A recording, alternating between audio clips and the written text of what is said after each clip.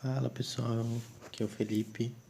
Então vamos dando continuidade aqui na nossa aula de microbiologia.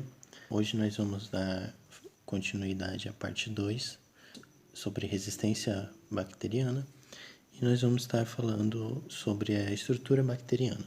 Eu trouxe como exemplo para vocês essa imagem aqui dessa bactéria, um exemplo de uma bactéria chamada Escherichia coli. Ela é uma bactéria muito comum no nosso trato digestório. Dependendo do número de população bacteriana do nosso trato digestório, a quantidade dessa bactéria ela pode ser benéfica. E dependendo da cepa ou da quantidade de bactérias presentes no trato, ela pode vir a ser um patógeno oportunista.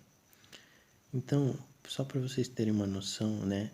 As bactérias, elas são organismos procariontes. Então, o que seria um organismo procarionte? É quando ele não tem uma membrana envolvendo o seu material genético, quando ele não apresenta um núcleo. Então, o seu material genético ele fica distribuído ao longo do citoplasma dessa célula. E, além disso, também, né, os seres procariontes eles são unicelulares. Então, elas sempre vão ser unicelulares ou formar colônias, como a gente pode ver no caso do biofilme. Então, só como um exemplo para vocês terem uma noção, a Escherichia coli ela possui na sua célula aproximadamente 15.000 ribossomos, que são responsáveis pela síntese de proteínas. Então, eles fazem síntese de aproximadamente 1.000 enzimas, onde essas enzimas elas estão relacionadas com várias rotas metabólicas e muitas delas, algumas estão relacionadas com a resistência bacteriana. Então, como eu falei, eles apresentam esse nucleóide, que não é um núcleo em si, ele fica disperso no citoplasma, não fica envolto por uma membrana, como é observado nos organismos eucariontes.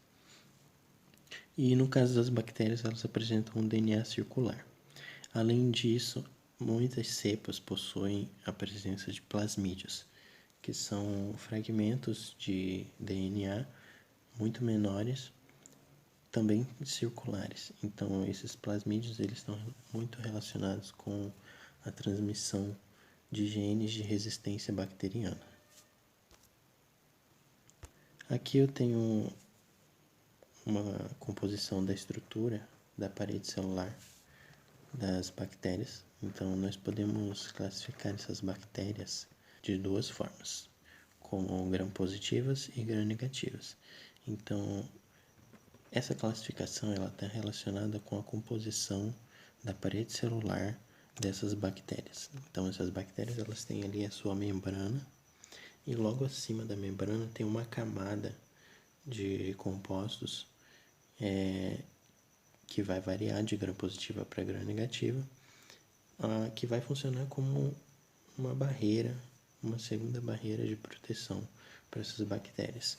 Vai auxiliar elas a evitar a perda de água e também ajuda elas a se proteger de alguns tipos de fármacos.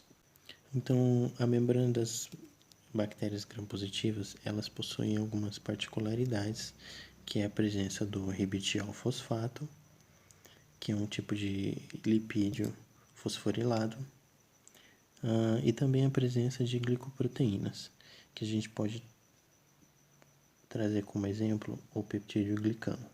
O peptídeo glicano ele é um composto que ele é feito de uma ligação de 4 aminoácidos que estão interligados a uma cadeia de carboidratos.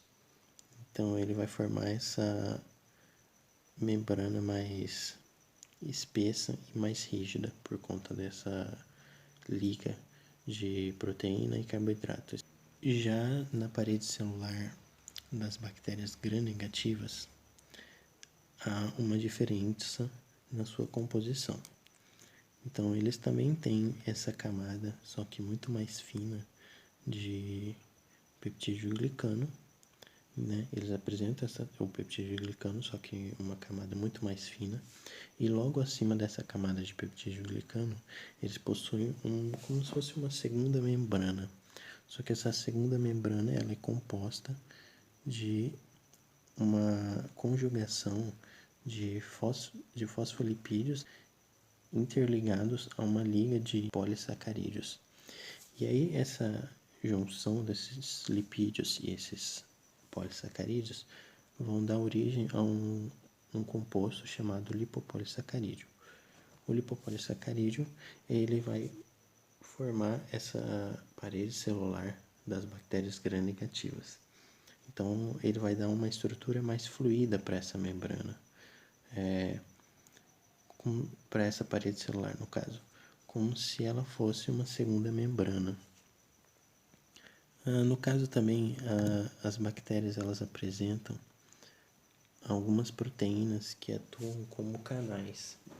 Então, até mesmo muitos fármacos utilizam esse mecanismo de ação como entrada para o interior da célula, que é a presença dessas proteínas canais que são chamadas de porinas. Então, a gente pode ver aqui na imagem, essa imagem tem uma imagem aqui dela na sua vista vertical, ela mostra ali como ela fica inserida nessa camada de lipopolissacarídeo. E aí a gente tem ali uma vista frontal da proteína, né, uma vista vertical, que a gente pode ver os poros que são formados, que esses poros eles são responsáveis pela passagem de água e de alguns íons para o interior dessa célula. Também voltando um pouquinho aqui na parte do lipopolissacarídeo, o lipopolissacarídeo ele pode ser considerado uma endotoxina. Então, a presença desse composto no nosso organismo, no organismo humano, ele desencadeia uma série de reações imunológicas que vão estar favorecendo a inflamação. Então, e ele também é como se fosse uma toxina, ele atua como uma toxina no nosso organismo e grandes quantidades de lipopolissacarídeo podem ser letais, além de estar desencadeando reações imunológicas, como por exemplo a inflamação. E aqui essa imagem ela é mais para dar uma ilustrada a respeito da parede celular das bactérias gram-negativas. Então ela é um pouco maior, então ela mostra como é essa composição. A gente tem lá embaixo a membrana plasmática, comum em todas as células. Aí logo acima a gente tem essa fina camada de peptidoglicano.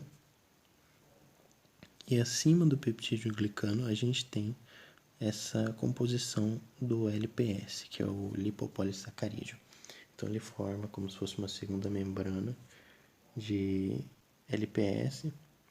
E aí a parte lipídica dos fosfolipídios, ela fica nessa região interior e a parte dos polissacarídeos, ela fica na parte externa e também ela assume essa conformação, né?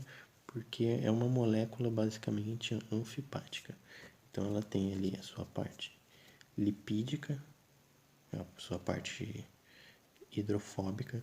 Então ela tende a assumir ali essa parte de como se fosse uma segunda membrana e a cadeia de polissacarídeos fica externa, porque os polissacarídeos eles são um pouco mais hidrofílicos, um pouco mais ácidos. E aí a gente observa de maneira geral que a composição da membrana e da parede celular dessas bactérias, elas são basicamente carregadas de resíduos que são ácidos, resíduos carregados negativamente. Então, isso pode trazer potenciais estratégias de desenvolvimento de novos fármacos baseados na interação com esses patógenos de forma específica. Aí aqui a gente trazendo numa escala um pouco mais molecular, a gente tem a composição de fosfolipídios que compõem a membrana dessas bactérias. Então, existem diversos tipos de fosfolipídios que compõem a membrana dos organismos, das células em geral. E no caso das bactérias, a gente tem dois tipos de fosfolipídios que são mais predominantes, o DPPE e o DPPG.